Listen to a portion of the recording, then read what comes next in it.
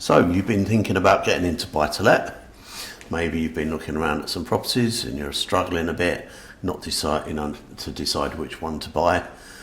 So where do you start, and where would you start building your portfolio?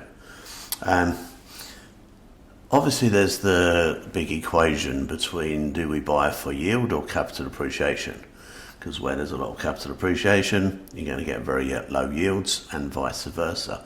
For me, I like to turn that upside down.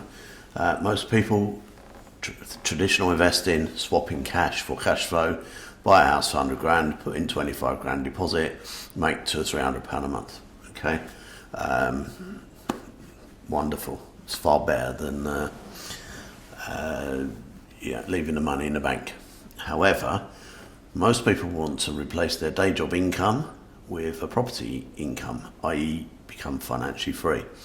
And unless you've got a lot of money behind you, that ain't going to happen anytime quick, unless we start looking at it from another point of view.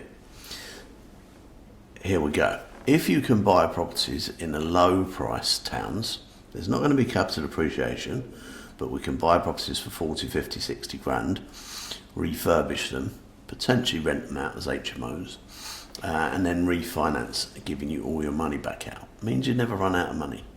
I have clients doing 10, 15 of them a year. Or we go into slightly dearer towns and we market direct to vendor. That's how I bought my portfolio of over 200 properties, 52 properties in 48 weeks, by marketing direct to vendors in the newspapers and leaflets I used to do. Now we use Facebook and pay-per-click. And we're going to use our deposits, our discounts that we get for our deposits.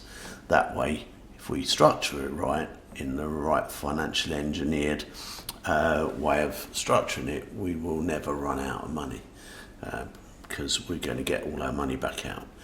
So for instance, when I used to buy a house worth 140 grand for 100, I would apply to refinance it before I'd actually bought it, and get an agreement from what was Mortgage Express that they would fund it for 119 grand on a mortgage. So I'd literally buy it cash on a bridge, 100 grand, repay the bridge within 5 minutes, and I'd have the solicitors ringing me up going, Glenn, where do you want the 19 grand? Rather than them ringing me up asking for the deposit. So to summarise, if you can get creative in the way that you buy your properties, then you can permanently be adding to your portfolio and never run out of money.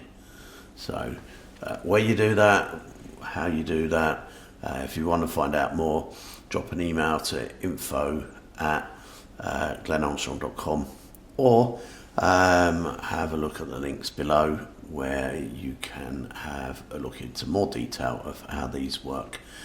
Get my 8 strategy videos, they're for free, click below.